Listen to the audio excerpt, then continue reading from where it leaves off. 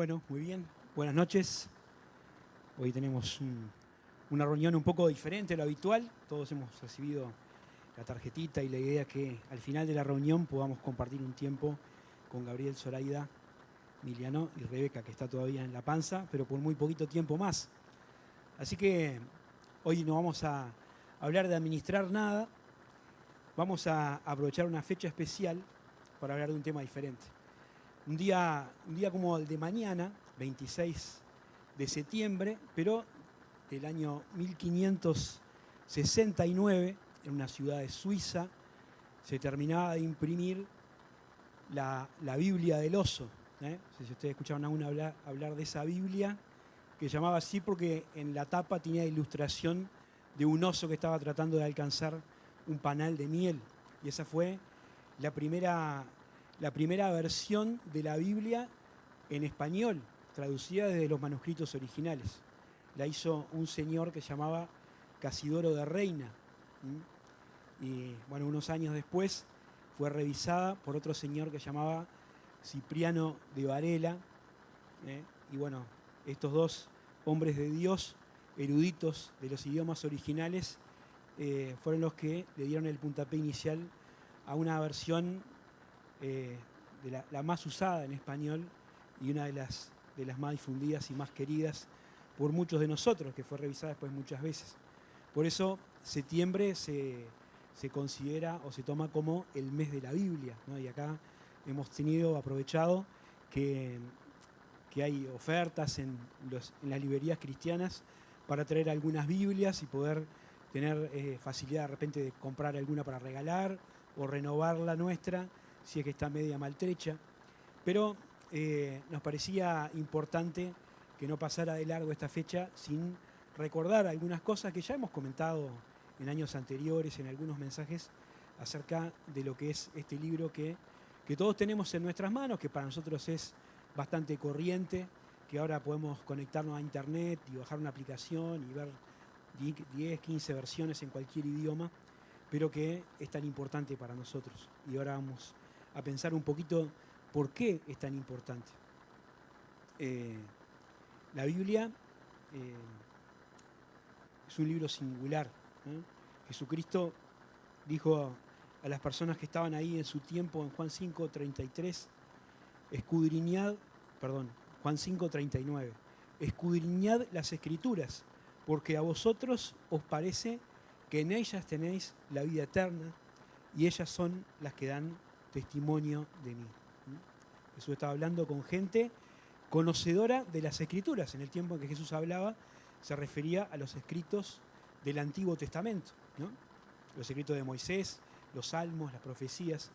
Pero ya había una conciencia de que esos escritos no eran unos libros corrientes o unas cuestiones corrientes, sino que eran la palabra de Dios. Nosotros tenemos en la iglesia un folletito que dice en la portada nuestro credo, o en qué creemos, no me acuerdo ahora, y que tiene como un pequeño resumen de cuáles son las enseñanzas o las doctrinas fundamentales de nuestra fe, ¿no? que queremos y que difundimos como iglesia, pero que son como la piedra angular de la fe cristiana. Y la primera de todas, no solamente porque hay que poner un orden, sino porque sobre ese principio se basa todo lo demás, es el principio de que la Biblia es la palabra inspirada de Dios. Dice, creemos que los 66 libros que componen el Antiguo y el Nuevo Testamento son la palabra de Dios, verbal y plenariamente inspirada por el Espíritu Santo, infalible en los manuscritos originales y la autoridad final para la fe y la conducta del creyente. Esto es una declaración de fe, pero es muy importante, ¿no? Nosotros creemos que este libro que nosotros tenemos en nuestras manos es la palabra de Dios. Nosotros, si hablamos de la Biblia en la escuela dominical, decimos, ¿qué es la Biblia? Los niños responden, la palabra de Dios. Y seguramente si hago la misma pregunta acá, todos vamos a decir, la Biblia es la palabra de Dios.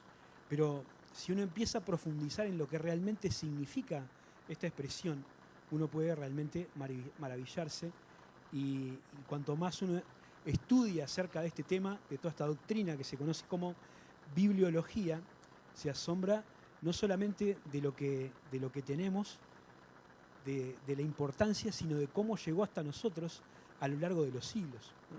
La Biblia es un libro que se compone de muchos libros, ¿no? De hecho, la palabra Biblia es una transliteración de una palabra de origen arameo que quiere decir los libros, ¿eh?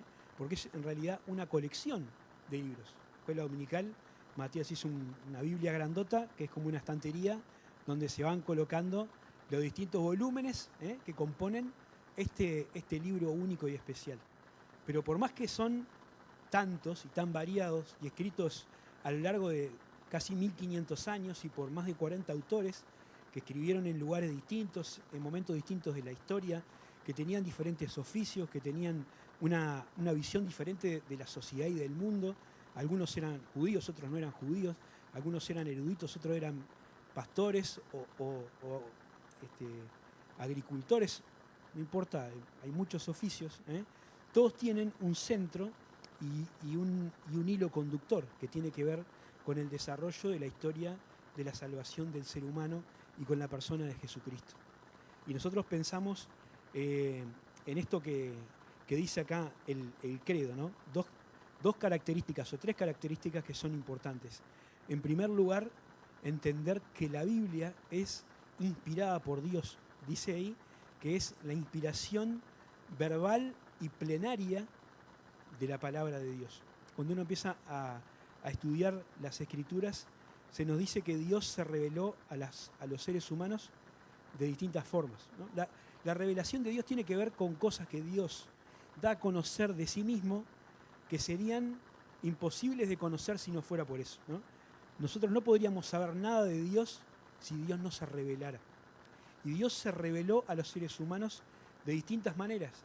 Dice en Romanos capítulo 1 que se reveló por medio de las cosas hechas, ¿no? O como dice David en el Salmo 19, los cielos cuentan la gloria de Dios y el firmamento anuncia la obra de sus manos. Por medio de las cosas hechas, dice Pablo, Dios da evidencia de su existencia, de su poder y de su sabiduría. Pero también Dios se reveló comunicándose directamente con las personas. Y uno puede mirar en las historias del Antiguo Testamento cómo Dios hablaba con la gente, ¿eh?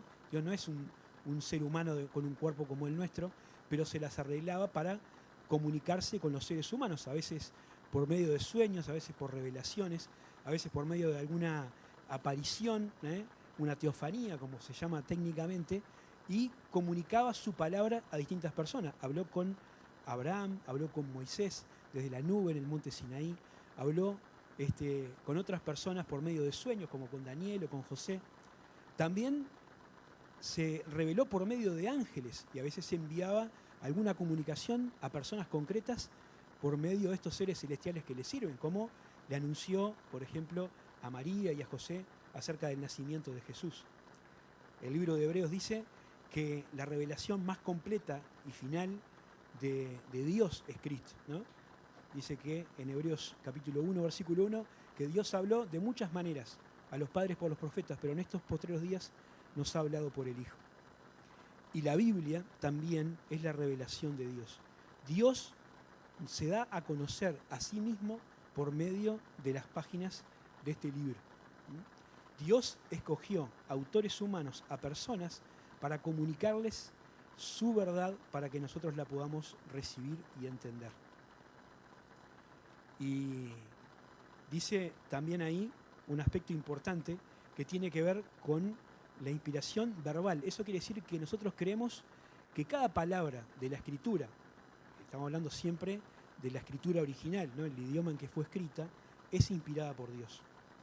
Nosotros tenemos versiones, traducciones que son adaptadas de los idiomas originales a el idioma de cada región. Hoy Jamie me contaba que hicieron un paseo con los alumnos del colegio a las sociedades bíblicas y ahí hay Biblias en todos los idiomas y hay gente trabajando todavía para que la Biblia llegue a más dialectos y culturas y lenguajes, ¿eh? Y ahí, bueno, obviamente no es exactamente las mismas palabras, pero sí se trata de mantener lo más posible el sentido.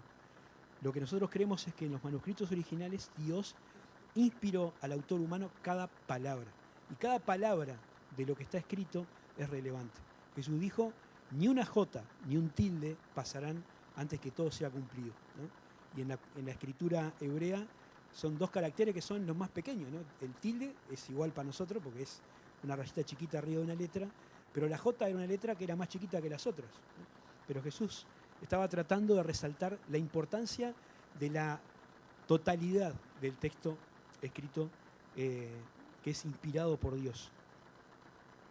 Y esto no quiere decir que los seres humanos entraban en un trance ahí y lo único que hacían era como una marioneta escribir algo que Dios les dictaba, ¿no? Y que ellos no tenían ninguna participación. Cada uno de los escritores humanos que Dios utilizó tenía su propia impronta, como decíamos, tenía su propia cultura y su propio contexto. Y Dios utilizó eso también para llegar a la generación y a los receptores originales de los textos. Por eso pensamos que la Biblia es inspirada por Dios. Y como dice la Escritura, no solamente tiene que ver con que Dios dio la idea, sino que la palabra que usa el Nuevo Testamento, cuando Pablo dice en 2 Timoteo que la Escritura es inspirada por Dios, es la misma que se usa para describir cuando Dios sopló en la nariz del hombre aliento de vida. ¿Se acuerdan en Génesis capítulo 3? Cuando Dios creó al ser humano del polvo de la tierra, dice la Biblia, que sopló en su nariz aliento de vida. Ese soplo es el que Dios da a su palabra. Por eso dice en Hebreos que la Escritura, la palabra de Dios, es viva y eficaz y más cortante que toda espada de dos filos. La Biblia es verbalmente inclinada, pero también es plenariamente inclinada. Quiere decir que toda la Escritura es la palabra de Dios. En otros círculos hay pensadores que se llaman liberales o que tienen alguna otra entendimiento de la Biblia, que creen que en la Biblia está la palabra de Dios, o que podemos encontrar textos valiosos, ¿no?, con contenidos moralmente valiosos, espiritualmente importantes, dentro de la palabra de Dios. Pero que no todo es verdad, que no todo puede tomarse como literal, que no todo es palabra de Dios. Y eso es un error doctrinal grave que puede conducir a cualquier tipo de conclusiones. Si no es todo palabra de Dios, ¿qué parte es? ¿Quién va a decir que sí y que no? ¿Qué parte tenemos que obedecer y qué parte no? Es verdad que hay en la Biblia un cierto tipo de lenguaje que se llama lenguaje fenomenal, que describe las cosas como se ven, ¿no? Es un ejemplo que siempre ponemos en las clases de hermenéutica, ¿no? La Biblia dice que el sol sale y el sol se pone. Y alguien muy técnico podría decir, eso es un error, porque en realidad el sol no sale ni se pone, el sol gira alrededor de la Tierra y nosotros en realidad lo que vemos es ese movimiento. Pero la forma en cómo se expresa la Biblia, la forma en cómo nos expresamos nosotros, y nosotros no decimos, mirá, el sol se rotó de tal forma que ahora lo podemos ver. Nosotros decimos, salió el sol, amaneció. Eso no es un error. No es un error cuando alguien aproxima un dato, como otras cosas que a veces se acusa a la Biblia de estar equivocada. Son solamente formas de lenguaje. No podemos desarrollar demasiado todo eso. Pero sí quedarnos con la idea, este concepto claro. La Biblia es la palabra inspirada por Dios. Verbal quiere decir cada palabra y la totalidad del escrito. Fue dada por Dios para nosotros y es viva y eficaz. Y más cortante, como decía ahí en Hebreos, que toda espada de dos filos. Dios es el autor de la Biblia por medio de autores humanos. Y hay muchos testimonios en la propia palabra de Dios que nos dejan ver esto, ¿no? El testimonio del Antiguo Testamento, en el Nuevo Testamento, testimonio de Jesucristo, que decía eso, que afirmaba que la Biblia es la palabra de Dios y que no iba a pasar hasta que todo se cumpla, que se defendía de los ataques del diablo citando la Biblia y decía que el hombre no puede vivir solo de pan, sino de toda palabra que sale de la boca de Dios, etc.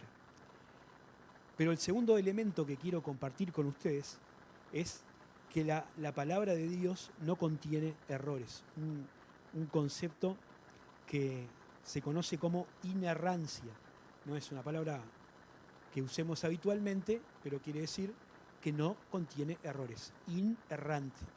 La Biblia no contiene errores, siempre estamos hablando de los manuscritos originales, ¿no? De lo que Dios inspiró al primer autor a escribir. ¿Y esto por qué es importante? Bueno, por lo que decíamos recién, porque podemos tener confianza absoluta de lo que leemos en la Biblia es lo que Dios nos quiso decir. El otro día miraba un videíto que salen ahí, eso, que salen en internet, donde un tipo decía que si uno cuenta 50 letras desde no sé qué letra en el original, ¿no? Y va contando de a 50 letras, se repite la palabra, no sé qué, Torá. A la conclusión que él llegaba después de hacer todo ese análisis contando letras de un libro y del otro libro y sumando y restando, era que el centro de la Biblia, lo más importante de la Biblia, era Dios. Y bueno, me daban ganas de comentarle, mirá, sin contar ninguna letra, uno lo puede leer eso, ¿no? Sin tanta vuelta. Dios escribió la Biblia para que nosotros la entendamos. Dios no escribió un crucigrama, una cosa que tenemos, un sudoku que tenemos que estar adivinando a ver qué quiso decir. Dios quiso que nosotros entendiéramos la Biblia. Obviamente, como estábamos diciendo, son escritos que están hechos hace miles de años, en otra cultura, en otro tiempo, y hay cosas que nos va a costar comprender y en las que tenemos que trabajar para entender. Pero el propósito de Dios no era que nosotros nos rompamos la cabeza. El propósito de Dios era que podamos encontrar en la Escritura lo que Él quería decir para que nosotros podamos vivir como le agrada, como decía Jesús, para que podamos entender que en Jesús tenemos vida eterna. Así que no hay problemas, errores de incorrecciones que nosotros podamos encontrar. Eso es recontra interesante de ver el cuidado que Dios tuvo de su palabra a lo largo de la historia. Ustedes no sé si escucharon hablar de un descubrimiento arqueológico muy importante de hace unos cuantos años, pero relativamente pocos, de unos rollos, los rollos del Mar Muerto, que eran copias de algunos libros de la Biblia, entre los que estaba el profeta Isaías, que se habían conservado desde prácticamente principios de la era cristiana. Y estos textos, conservados ahí, gracias a las condiciones especiales de la región, prácticamente no tenían diferencias con los otros escritos que se habían ido copiando mediante muchos siglos, porque las personas que se dedicaban a eso tenían un cuidado absoluto de cada copia que se hacía de la Sagrada Escritura, de manera que nosotros podemos tener una confianza total en que lo escrito por el autor original es lo que nosotros tenemos ahora para leer en nuestro idioma. Los escritos del Nuevo Testamento, que siguieron otro proceso, capaz que no tan cuidadoso, tienen una cantidad de copias tan impresionante, tan fuera de toda norma para cualquier escrito antiguo, que es una garantía muy importante de la fiabilidad de los textos, ¿no?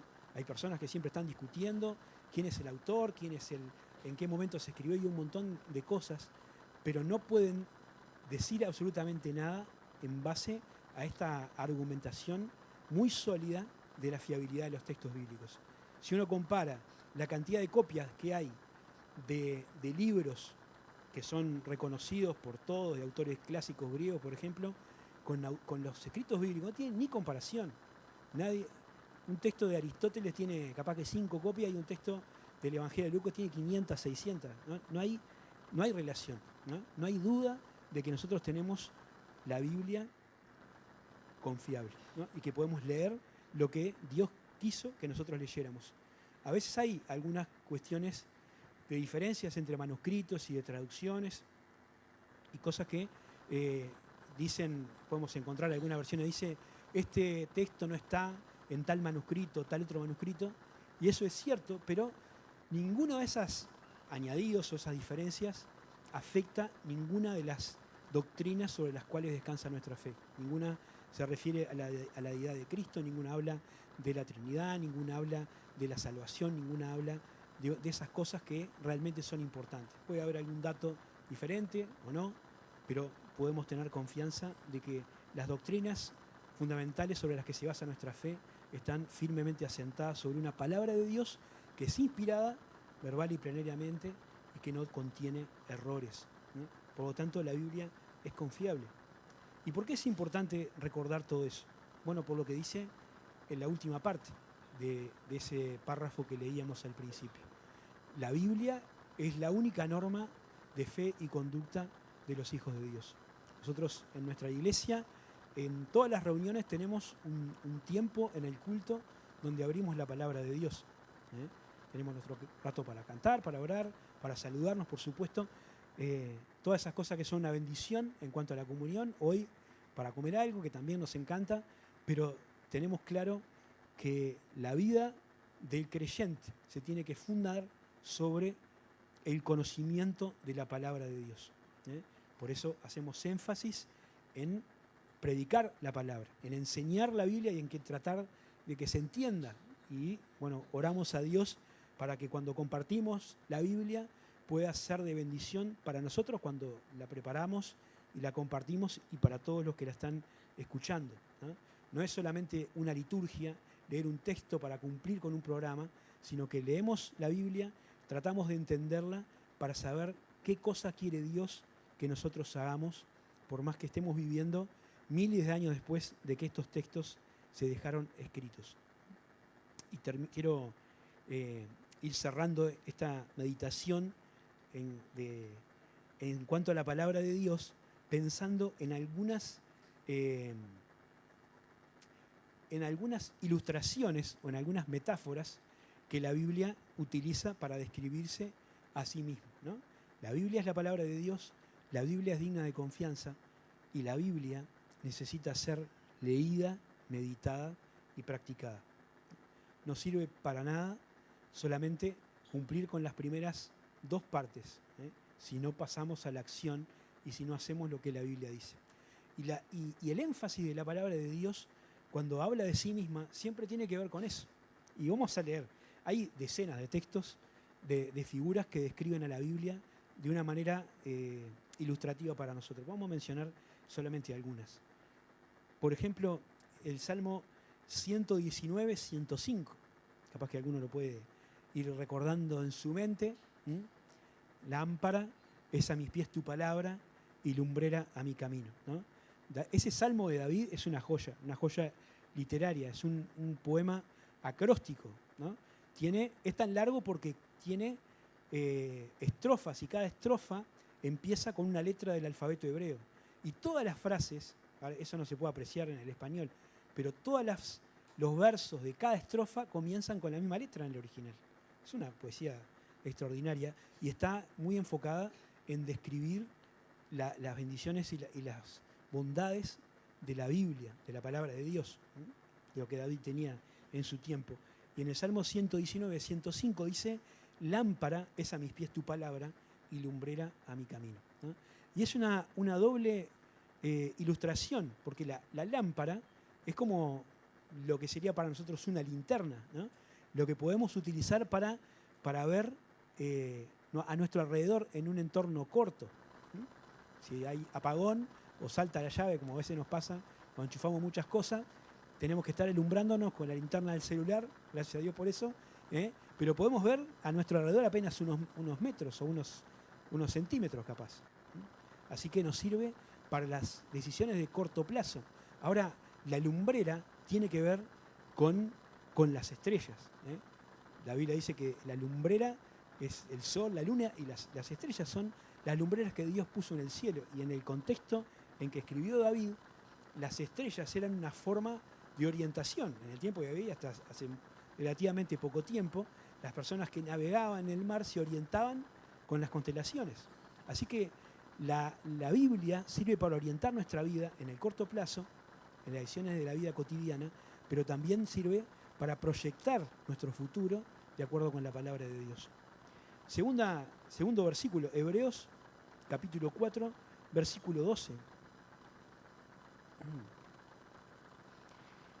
Ese texto ya lo cité, pero dice así: la palabra de Dios es viva y eficaz, y más cortante que toda espada de dos filos, y penetra hasta partir el alma y el espíritu, las coyunturas y los tuétanos, y discierne los pensamientos y las intenciones del corazón. La Biblia se define como la herramienta que nosotros podemos utilizar para separar el bien del mal, para poder saber qué cosa es lo que Dios quiere y qué cosa no. Y uno, conociendo la palabra, puede defenderse del mal, como decíamos que hizo Jesucristo cuando enfrentó las tentaciones en el desierto, y también sirve para combatir argumentos. Por eso, cuando Pablo habla en Efesios 6 de la armadura del creyente, usando esa metáfora con la vestimenta de los soldados romanos, después de hablar de la coraza de justicia, del yelmo de la salvación y todas esas cosas, dice que también tenemos que tomar la espada del Espíritu, que es la palabra de Dios. Conocer la Biblia nos ayuda a poder entender el mundo en el que estamos y a poder defendernos del mal y también poder combatir y argumentar para defender nuestra fe y dársela a conocer a otros. Tercera metáfora o figura, Efesios 5:26. Ahí está Pablo hablando acerca de la iglesia y comparando el matrimonio con la relación entre Cristo y la iglesia. Y dice, el versículo 16, para santificarla, habiéndola purificado en el lavamiento del agua por la palabra, a fin de presentársela a sí mismo una iglesia gloriosa, que no tuviese mancha, ni arruga, ni cosa semejante, sino que fuese santa y sin mancha, ¿no? La Biblia como el agua que purifica nuestras vidas. El elemento de limpieza por excelencia es la palabra de Dios. Dice otro versículo del Salmo 119, ¿con qué limpiará el joven su camino? ¿No? Con guardar su palabra. La santidad es un elemento vital de la vida del creyente. Ser santo no es ser impecable, no es ser una persona en un pedestal que no hace nada, que está ahí con una aureola en la cabeza, sino que la santidad tiene que ver con nuestro crecimiento en Cristo, con tratar de vivir cada día más cerca de Dios, quitando las cosas de nuestra vida que la Biblia nos señala que no están bien y cambiándolas por las conductas que Dios quiere que nosotros hagamos. La santidad práctica, la santidad de vivir como el Señor le agrada. Y me quedan dos. 1 Pedro, capítulo 2, versículo 2. La Biblia es el alimento de nuestra alma. Dice ahí Pedro, desechando pues toda malicia, todo engaño, hipocresía y envidias y todas las detracciones. Desead como niños recién nacidos la leche espiritual no adulterada para que por ella crezcáis para salvación. Y esto es una figura que no necesita demasiada explicación, ¿no? Todos los que hemos tenido contacto con algún niño cuando es bebito sabe lo que quiere decir Pedro cuando dice desead como niños recién nacidos la leche espiritual no adulterada, ¿no? Una necesidad impostergable por recibir de la palabra de Dios. Qué importante es que como creyentes tengamos ese deseo por conocer la Biblia. No podemos crecer en nuestra fe, no podemos servir al Señor, no podemos defendernos de los ataques del enemigo si no conocemos la Biblia, ¿no? Si no conocemos la Biblia, dice Pablo escribiendo a los Efesios, vamos a ser llevados de acá para allá por cualquier enseñanza que aparezca en internet. Si no conocemos la Biblia, quizás estamos haciendo cosas que están mal y ni siquiera nos damos cuenta. Si no conocemos la Biblia, no podemos compartir adecuadamente nuestra fe. Si no conocemos la Biblia, no podemos conocer a Dios. Así que es muy importante. Y este pasaje describe a la Biblia como la leche, porque la figura es la necesidad o el deseo que tenemos que tener de ella. Pero también Pablo en 1 Corintios dice que la Biblia es un alimento sólido para los que han alcanzado madurez, que hay cosas muy básicas que cualquiera puede entender y que hay cosas muy profundas que nunca se agotan, ¿no? Y es impresionante para los que llevan años estudiando la palabra de Dios y que la siguen leyendo, encontrar nuevas riquezas que bendicen su vida, ¿no? La Biblia no es una novela que uno dice, yo ya la leí, ¿no? Ya sé de qué se trata. Es la palabra de Dios que tiene riquezas insondables para que las sigamos explorando por el resto de nuestra vida, ¿no? Y seguir encontrando lo que Dios quiere para nosotros. Y por último, la Biblia es el cimiento para nuestra vida. Cuando Jesús terminó el sermón del monte, dijo: cualquiera que oye mis palabras y las hace, la compararé a un hombre prudente que edificó su casa sobre la roca, ¿no? Conocemos la parábola. Esa casa edificada sobre la roca, que es la palabra puesta en práctica, es capaz de soportar cualquier circunstancia. Y la Biblia es así para nosotros. La Escritura nos sostiene en los momentos complicados de la Biblia, de la fe, ¿no? De la vida, cuando hay situaciones difíciles, cuando enfrentamos pruebas, cuando enfrentamos conflictos, cuando hay enfermedad, cuando hay falta de trabajo. Cualquier situación que nos mueva el piso, si nosotros conocemos la palabra de Dios, vamos a tener una firme ancla del alma a la que podemos aferrarnos para no ser movidos. Por tanto, hermanos, que tener una Biblia. No solamente tenemos que leer la Biblia, tenemos que meditarla, en tratar de entender lo que Dios quiere, pero sobre todo que la pongamos en práctica, ¿no? Dice Santiago, el que no la pone en práctica se engaña, porque se mira en el espejo y después se olvida de cómo era. La victoria en la vida cristiana, el verdadero triunfo, ¿no? De conseguir objetivos y metas materiales, el triunfo de poder alcanzar aquello para lo cual el Señor nos alcanzó a nosotros, tiene que ver con que nosotros seamos realmente consumidores, ¿no? De la palabra de Dios, hacedores de la Escritura. Quiera el Señor que así podamos siempre edificar nuestra casa sobre la roca. Que Dios bendiga su palabra.